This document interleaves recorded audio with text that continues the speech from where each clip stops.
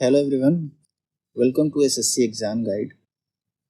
ये वीडियो उन लोगों के लिए बहुत ही ज़्यादा बेनिफिशियल होने वाली है जिनका एसएससी सीजीएल का अपकमिंग शिफ्ट में एग्ज़ाम है। आज मेरा एग्ज़ाम था 19 सितंबर शिफ्ट 3 में।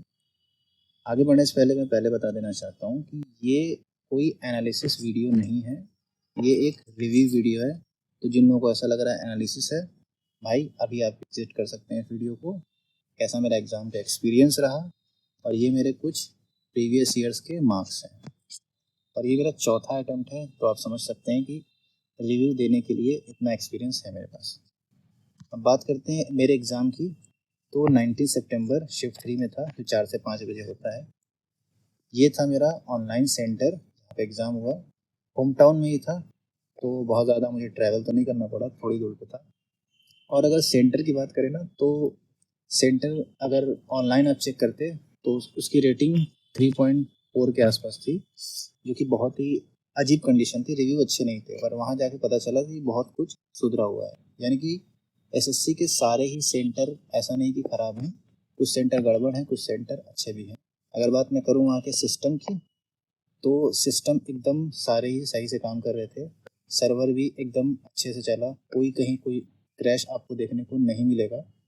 और जो पहले जो कुछ फेज़ वाले एग्ज़ाम में ना वेबकैम वाला सिस्टम था, वो यहाँ पे वेबकैम वाला ऐसा सिस्टम नहीं था। और सर्वर क्रैश होने की वजह भी वही थी कि वहाँ पे वेबकैम था, तो वहाँ पे लोड सर्वर पे ज़्यादा पड़ रहा था। तो यहाँ पे इन लोगों ने वेबकैम को हटा दिया, जिससे सर्वर पे लोड नहीं पड़ रहा था।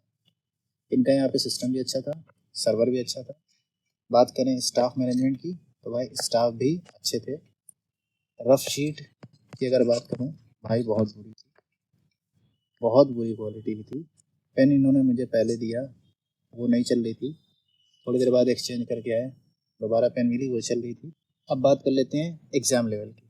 सब लोग जैसे बोल रहे हैं एग्ज़ाम लेवल के बारे में, भाई ओवरऑल अगर बात करूँ, ईजी टू मॉडरेट ही कहा जाएगा। क्योंकि अगर मैथ्स की बात की जाए, तो यहाँ पे 22 से 23 क्वेश्चन एकदम आसानी से बन जाएंगे, यानी कि ये ईजी कैटेगरी में आएंगे।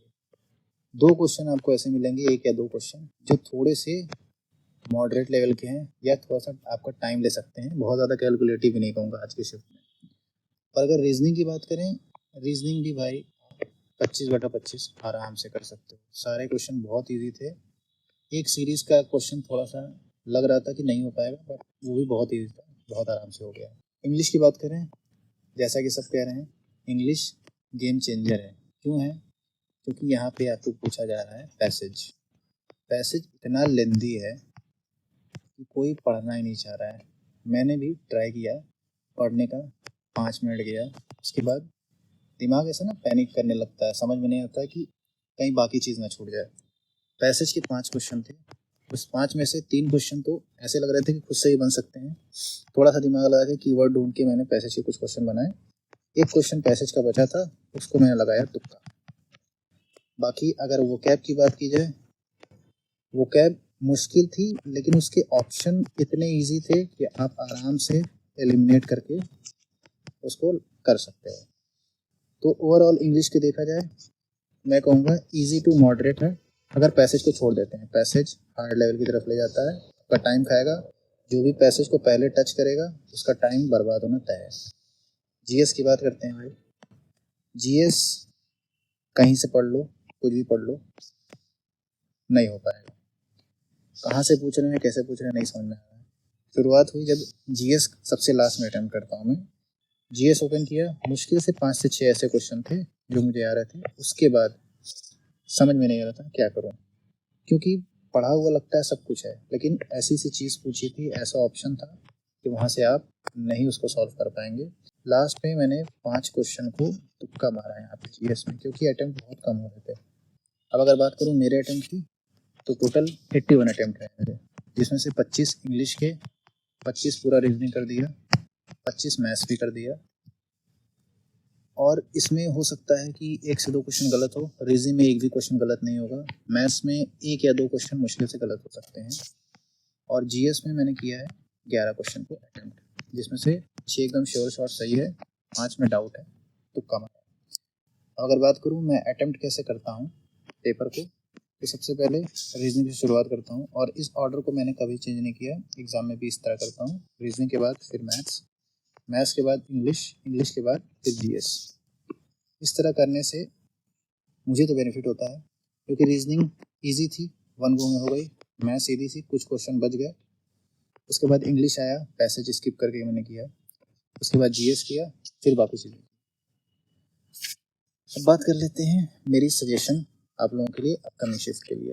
अगर बात करूं तो भाई सिंपल है, इंग्लिश में पैसेज की प्रैक्टिस करके जाना, क्योंकि पैसेज लेंदी पूछ रहा है।